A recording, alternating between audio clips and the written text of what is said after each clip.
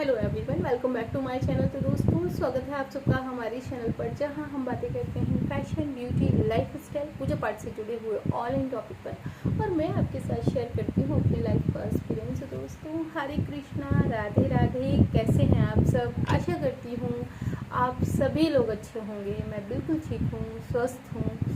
और आज मैं आपके साथ जो है बात करूँगी कार्तिक महीने में विशेष माँ तुलसी का पूजन विधि।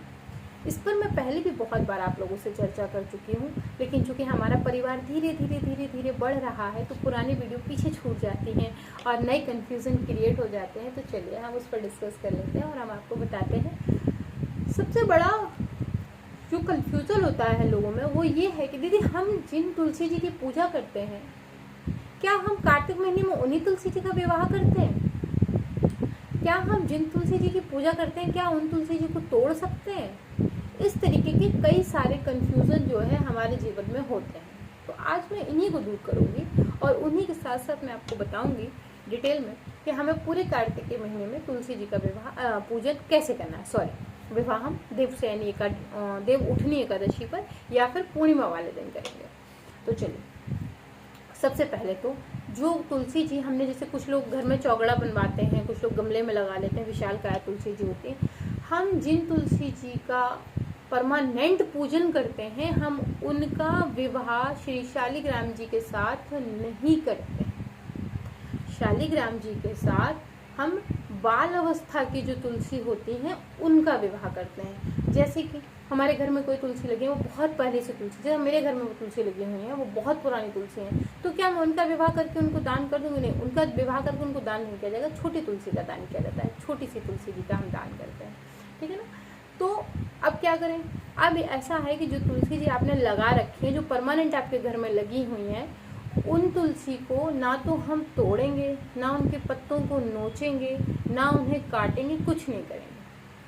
हम बाजार से 2 तुलसी अलग लेकर आएंगे, या आपके यहाँ 2-3 तुलसियाँ मौजूद हैं तब भी हम एक नई तुलसी, बाल तुलसी, छोटा सा पौधा, बिल्कुल जरा सा पौधा जिसमें नए फल ना लगे हो, मंजरी ना लगी हो, वो पौधा हम बाजार से घर लेकर आएंगे और उसी तुलसी के पौधे का हम पूरे महीने, कार्तिक के महीने में विधि के साथ पूजन करके और उन्हीं के साथ हम श्री शालिग्राम जी का विवाह करवा के उन्हीं की हम विदाई करेंगे, ठीक है।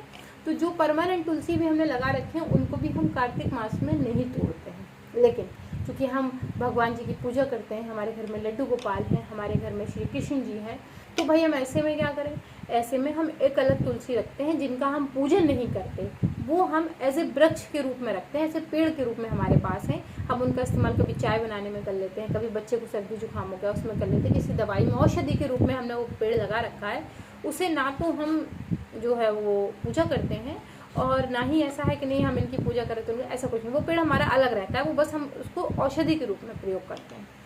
जो हमारी तुलसी जी पहले से लगी हुई हैं परमानेंट, उनका आप पूजन कर सकते हैं। पूरे कार्तिक के महीने आप बहुत अच्छे से उनका पूजन कर सकते हैं, आराम से पूजन करिए। जो हम नया वृक्ष लाएंगे उसे हम एक सामान्य सा, जैसे भी आप गमले का दान करना चाहते हो, उस गमले में उनको लगा देंगे।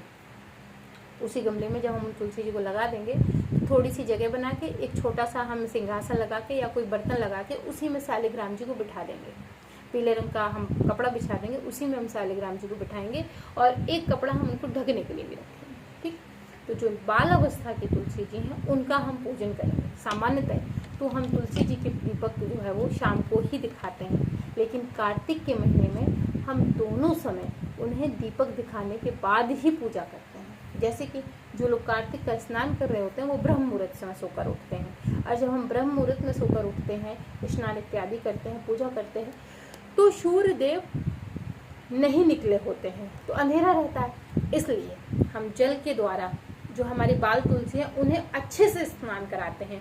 ऊपर से हम उनको स्नान कराते हैं। स्नान कराने के बाद हम उन्हें कुमकुम लगाते हैं और चुन्नी भी उड़ा देते हैं। कार्तिक जब शुरू होता है उसी दिन हम उन्हें चुन्नी उड़ा देते हैं और फिर पूरे 9 दिन हम पूरे महीने भर हम उसी तुलसी मन का चुन्नी के साथ पूजन करते हैं। कुछ लोग पूर्णिमा वाले दिन तुलसी पर चुन्नी चढ़ाते हैं, कुछ लोग एकादशी वाले दिन। आप पहले पहना सकते हैं, कोई दिक्कत नहीं है। तो सुबह आप उठ के स्नान इत्यादि करके आप जो है वो सबसे पहले माँ तुलसी का स्नान कराएंगे, उन्हें कुमकुम लगाएंगे, सिंदूर चढ़ाएंगे और धूप दीपक द्वारा उनकी विधान के साथ आरती करेंगे। नमो नमो तुलसी महारानी वाली जो है हम उनकी आरती करेंगे। आरती करने के बाद श्री शालिग्राम जी को हम वहीं पर स्नान कराएंगे और उन्हीं की जड़ों में बैठा कर रखेंगे। ऐसी स्थिति में आपको शालिग्राम जी के लिए अलग से तुलसी तोड़कर उनके माथे पे चढ़ाने की जरूरत नहीं। कहा यह जाता है कि श्री शालिग्राम जी के माथे में वेदना होने लगती है अगर तुलसी जी उनकी दूर रहती हैं तो जब शालिग्राम जी स्वयं तुलसी की जड़ों में बैठे हुए हैं तो जो तुलसी जी हैं उन्हीं की छत्र छाया में, तो इससे उनके माथे में पीड़ा नहीं होगी, वेदना नहीं होगी उनके मस्तिष्क में, तो आप उन्हें बिना तुलसी के वहाँ बैठा सकते हैं। सबसे पहले मैया तुलसी का स्नान कराएं, उन्हें कुमकुम लगाएं, सिंदूर लगाएं और धूप दीपक के साथ उनकी आरती करें, प्रसाद चढ़ाएं। उसके बाद श्री शालिग्राम जी का स्नान कराएं, उनको पीले रंग का जो है वो चंदन लगाएं और उनकी आरती करके उनको कपड़े से वहीं ढक दें। इस प्रकार से आप सुबह में पूजा अपना करेंगे। ठीक इसी विधि से आप शाम को पूजा करेंगे, लेकिन शाम को हमें तुलसी मैया को स्नान नहीं कराना है, खाली धूप दीपक दिखा के उनकी आरती करनी है। इस कार्तिक मास में जब भी अमावस पड़ेगी या पूर्णिमा पड़ेगी तो थोड़े से कच्चे दूध को जल में मिला के हम तुलसी की जड़ों को उससे सींचते हैं। ये बात का विशेष ध्यान रखें। अब कार्तिक महीने में तो एकादशी भी आएंगी, तो क्या एकादशी में हम एकादशी हुई, द्वादशी हुई, इतवार हुआ, तो इस दिन हम कैसे पूजा करेंगे, जो कि शालिग्राम तो उनकी जड़ों में बैठे हैं। तो जब भी आपको पता चले कि कल एकादशी है तो शालिग्राम जी को हल्का सा खिसका लीजिए, रहने दीजिए पेड़ में, हल्का सा साइड कर लीजिए, ताकि अब जब शालिग्राम जी को उठाएं, स्नान कराएं, ऐसे में आपके हाथ का टच जो है वो तुलसी मैया से ना हो, चूंकि वो सेवा में रत रहती है। आप दूर से जल चढ़ा सकते हैं बिना स्पर्श किए, जैसे कि सामान्यतः तो हम उन्हें जल से ऊपर से अच्छे से नहलाते हैं, लेकिन जब ऐसे दिन आते हैं जैसे कि एकादशी है, द्वादशी है या फिर रविवार है, तो हम ऐसे में ऊपर से तुलसी मैया को स्नान नहीं कराते, दूर से जड़ों में पानी डाल देते हैं ताकि वो हमसे स्पर्श में भी ना आए और पानी भी पहुंच जाए। ठीक इसी विधि से आपको जो है वो पूरे कार्तिक के महीने जो है उन्हीं जो बाल तुलसी हैं उनका पूजन करना है। अब कुछ लोगों का कंफ्यूजन ये होगा कि दीदी जो परमानेंट तुलसी लगी तो क्या उनका पूजन नहीं करेंगे? नहीं, बिल्कुल करेंगे, उनका भी पूजन करें। जैसे जो तुलसी हमें दान करनी है, जिनका हम विवाह करवा रहे हैं, हम उनका पूजन कर रहे हैं, ठीक इसी विधि से जो हमारी परमानेंट तुलसी है हम उनका पूजन भी करेंगे।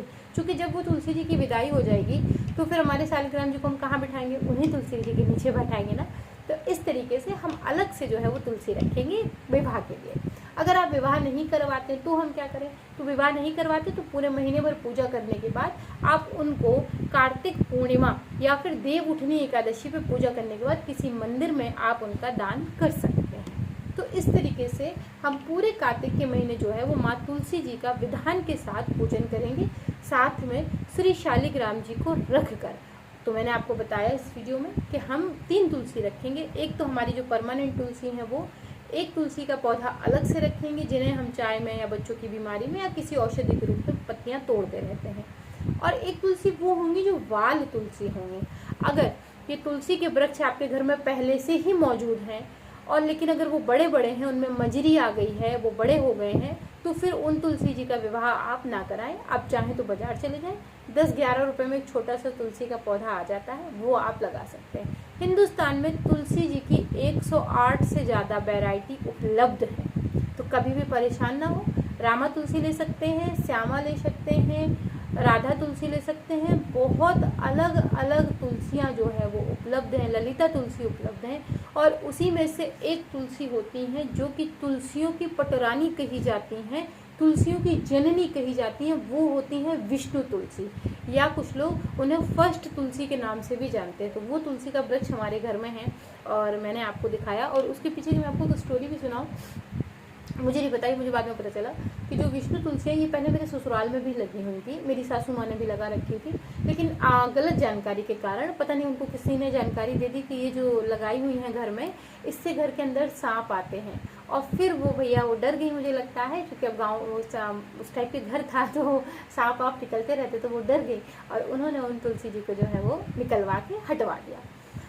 तो आज का दिन है, मतलब वो तुलसी दोबारा वहाँ नहीं लगी, फिर कभी नहीं लगी। जो विष्णु तुलसी जी हैं, जो बड़ी तुलसी, जिनका पत्ता कभी कभी कुछ लोग देख के कहते हैं नहीं तुलसी जी नहीं है, नहीं जी वो तुलसी जी है, उनकी मैंने फोटो भी दिखाई हुई है, मंजरी के साथ फोटो दिखाई। हाँ, ये ज़रूर हो सकता है कि अलग अलग प्रांतों में उनका अलग अलग नाम हो। कुछ लोग उन्हें औषधि के रूप में भी प्रयोग करते हैं। बिल्कुल, वो तुलसी जी जहाँ होते हैं वहाँ डेंगू के मच्छर भी नहीं होते, उन्हें डेंगू की दवाई में भी इस्तेमाल किया जाता है। तो ये मैंने आपको बताया। तो मैं उन तुलसी जी की विशेषता बता रही हूँ कि एक बार उन्हें वहाँ से हटाया गया ना तो दोबारा वो फिर कभी नहीं पनपी। अब मैं लखनऊ में रहती हूँ, मुझे नहीं पता था। मैं अचानक से एक दिन कहीं जा रही थी, फिर खैर वो तुलसी जी मुझे प्राप्त हुई और इनफैक्ट गुरु जी की कृपा से वो तुलसी जी मुझे प्राप्त हुई। लेकिन जब से वो घर में लगी हैं, आप विश्वास नहीं करेंगे, इतने पेड़ हैं उनके, हर जगह 2-2 3-3 पेड़, हर गमले में आपको उनके पेड़ जो है वो मिल जाएंगे। आज तक कभी गड़बड़ नहीं हुई। फिर एक बार ऐसा हुआ ना, मेरी देवरानी जी आई हुई थी, तो उन्होंने मुझे बताया कि दीदी ये पेड़ ना अपने यहाँ पे भी था, फिर ऐसा ऐसा एक घटना हुई, उसमें ये हट गया। तो मुझे पता चला, उन्होंने सुनी होगी स्टोरी किसी से, तो उन्होंने फिर मुझे बताया कि ऐसा ऐसा भी हुआ था। तो मुझे जानकारी नहीं थी, क्योंकि मैं घर पे तो रहती नहीं थी, मैं तो इन्हीं के साथ रहती थी, तो वो परमानेंट रहती थी, तो मुझे जानकारी थी। तो ये भी मुझे एक विशेष जानकारी पता चली, तो मैंने आपके साथ साझा की। तो आपको कोई भी तुलसी जी मिल जाती है जो तुलसी हो, आप उनका पूजन कर सकते हैं। क्योंकि बहुत सारे लोग कमेंट आए थे कि दीदी कौन सी पूजा के लिए विशेष तुलसी रखे।